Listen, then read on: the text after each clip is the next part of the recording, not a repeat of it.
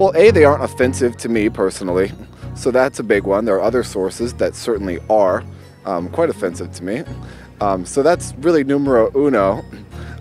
There's diversity in terms of, who's doing the reporting, diversity in terms of people's backgrounds, their race, their gender, etc. So people that incorporate a variety of perspectives, I think, is pretty important to me. I think a lot of people do not want truth. I don't think people want to hear the other side. It's uncomfortable. It is. And when I hear opinions that are really strongly right-leaning, it is uncomfortable. It's, I guess, sad in one sense. But yeah, I don't think a lot of people do want the whole story.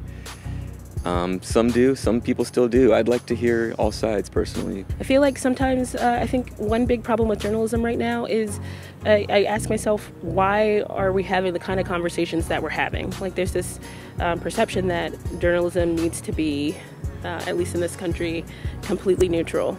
And I feel like that is an oversimplification. I feel like, for example, I know that's probably the example everybody uses, but climate change is a real issue that has an impact now, and it has a sort of compounding impact as time goes on.